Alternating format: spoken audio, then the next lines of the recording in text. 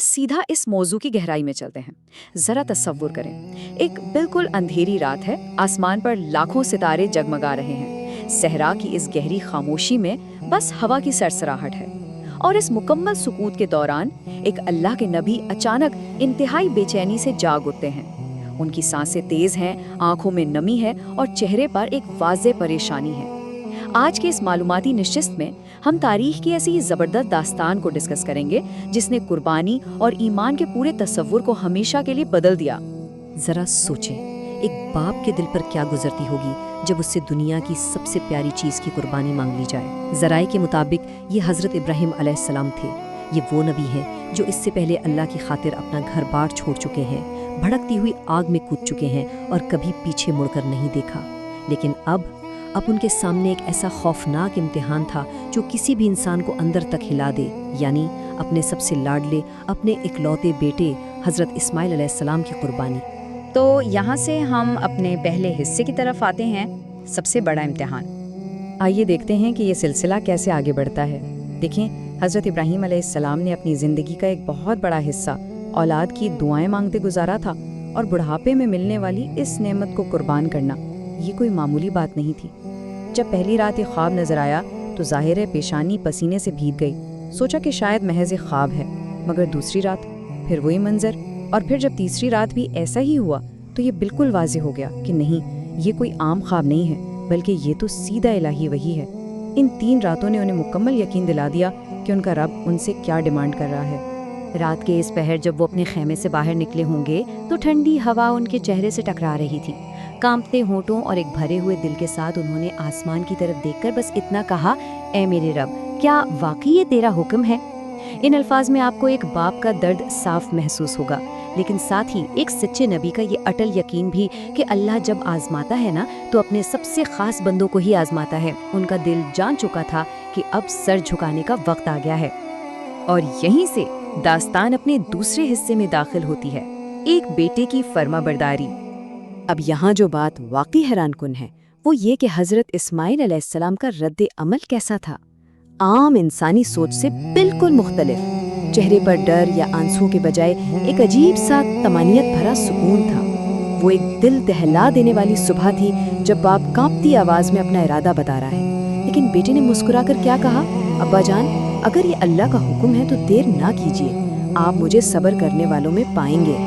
ये महज एक नौजवान के अल्फाज नहीं थे, ये फर्माबरदारी की एक ऐसी लाजवाल मिसाल थी जिसे रहती दुनिया तक के लिए एक रोल मॉडल बनना था। अब हम चलते हैं तीसरे हिस्से की जानिब, वसवसों की शिकस्त। जब बाप और बेटा खामोशी से सहरा की तरफ निकले तो फरिश्ते ये मंजर देख रहे थे, और दूसरी तरफ शैतान बुरी तरह तलमिला उठा था। उसने इस कुर्बानी को रुकवाने की हर मुमकिन कोशिश की। सबसे पहले उसने हज़रत हाजरा अलैहिस्सलाम के दिल में शक डालना चाहा, मगर उन्होंने फौरन इलाही हुक्म तस्लीम कर लिया। फिर वो भागकर हज़रत इस्माइल अलैहिस्सलाम के पास आया, उनकी जवानी का वास्ता दिया, मगर उन्होंने भी 2 टोक कह दिया कि मेरी जान अल्लाह की अमानत है। और आखिर में जब वो सीधा हज़रत इब्राहीम अलैहिस्सलाम के सामने आया तो उन्होंने बिना किसी हिचकिचाहट के कंकरियां उठाकर उसे दे मारे और उसके तमाम वसवसों को वहीं कुचल कर रख दिया। और आप जानते हैं, शैतान को इस तरह धिक्कारने का ये अमल सिर्फ तारीख के पन्नों तक महदूद नहीं रहा। आज भी हर साल हज के दौरान लाखों मुसलमान रमीए जमरात के नाम से इस रिवायत को जिंदा करते हैं। स्तूनों को कंकरियां मारने का ये अमल दरअसल हज़रत इब्राहीम अलैहिस्सलाम के उसी वाक़े की यादगार है, जो हमें बताता है कि आज के दौर में भी शैतान के वसवसों को बिल्कुल उसी तरह सख्ती से मुस्तरद करना ज़रूरी है। अब हम दास्तान के चौथे और सबसे सनसनीखेज हिस्से पर पहुंचते हैं, इलाही मौजिज़ा। वो मकाम अब बिल्कुल करीब था जहां तारीख का ये सबसे कठिन इम्तिहान अपने अंजाम को पहुंचना था। फिजा में एक अजीब सा भूजलपन महसूस हो रहा था। हज़रत इस्माइल अलैहिस्सलाम ज़मीन पर लेट गए और अपने वालिद से एक ऐसी इल्तिजा की जो किसी का भी दिल चीर दे, अब्बा जान, मेरा चेहरा ना देखिएगा, कहीं मोहब्बत आड़े ना आ जाए। ज़राए बताते हैं कि ये सुनते ही हज़रत इब्राहीम अलैहिस्सलाम के ज़ब्त का बंधन टूट गया और वो ज़ारो कतार रोने लगे। गर्म रेत पर एक बाप के आंसू गिर रहे थे, मगर उनका ईमान उनकी इस बेपनाह पदरी मोहब्बत से कहीं ज़्यादा मजबूत साबित हुआ।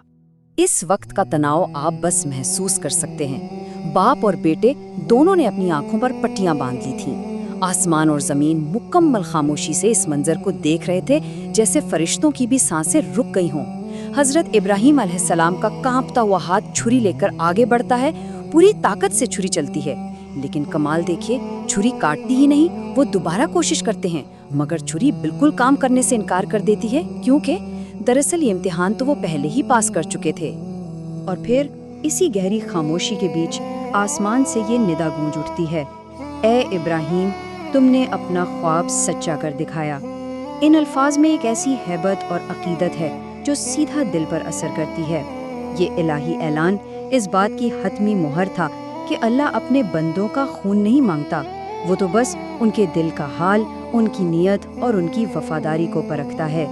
پورا آسمان اس ناقابل یقین وفاداری کی گواہی دے رہا تھا۔ اور اس پورے واقعے کا اختتام کتنی خوبصورتی سے ہوتا ہے۔ آسمان سے ایک عظیم دمبا نازل کیا گیا، جسے حضرت اسماعیل علیہ السلام کی جگہ قربان کیا گیا۔ ذرا اس لمحے حضرت ابراہیم علیہ السلام کی کیفیت کا تصور کریں۔ وہ وہیں سجدے میں گر گئے۔ وہ اب بھی رو رہے تھے، لیکن اب یہ آنسو کسی درد یا غم کے نہیں تھے، یہ تو خالص خوشی، قبولیت اور اس بے پناہ شکر گزاری کے آنسو تھے کہ ان کا پیارا بیٹا اب بالکل محفوظ تھا۔ تو یہاں سے ہم اپنے آخری حصے کی جانب بڑھتے ہیں، قربانی کا حقیقی مطلب۔ آئیے دیکھتے ہیں کہ اس سارے واقعے سے ہمارے لیے کیا سبق ہے۔ ذرائع یہ واضح کرتے ہیں کہ اسی عظیم قربانی کی یاد میں آج پوری دنیا عید الاضحیٰ مناتی ہے۔ صدیوں پہلے صحرا میں دیے گئے اس امتحان کا تعلق آج لاکھوں کروڑوں گھروں سے جڑا ہے۔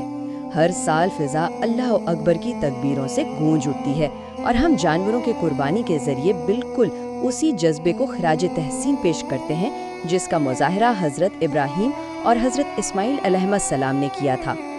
لیکن یہاں ایک اہم سوال ہے، کیا قربانی صرف گوشت اور خون کا نام ہے؟ بالکل بھی نہیں۔ اور یہ چیز بڑی شاندار طریقے سے واضح کرتی ہے کہ جانور پیش کرنا تو محض ایک ظاہری عمل ہے۔ اصل اور حقیقی قربانی دراصل ایک اندرونی جنگ ہے۔ یہ قربانی ہے اپنے نفس کی، اپنی بیجا خواہشات کی، اپنے تکبر کی، غرور کی، اور ان تمام گناہوں کی جو ہمیں آگے بڑھنے سے روکتے ہیں۔ حقیقی وفاداری تو یہی ہے کہ انسان اپنی انا کو ختم کرے۔ اپنی آج کی اس نشست کا اختتام ہم ایک بہت ہی گہرے سوال پر کرتے ہیں۔ جب ہم اس شاندار امتحان اور بے مثال صبر کو دیکھتے ہیں تو یہ سوچنا لازمی ہو جاتا ہے کہ آج کے اس مصروف اور تیز ترین دور میں سچا روحانی سکون پانے کے لیے ہمیں اپنی کس انا، کس غرور یا کس خواہش کی قربانی دینی چاہیے۔ یہ وہ سوال ہے جس کا جواب ہم سب کو اپنے اپنے اندر تلاش کرنا ہے۔ آج کے اس تجزیے میں ہمارے ساتھ شامل ہونے کا بہت شکریہ۔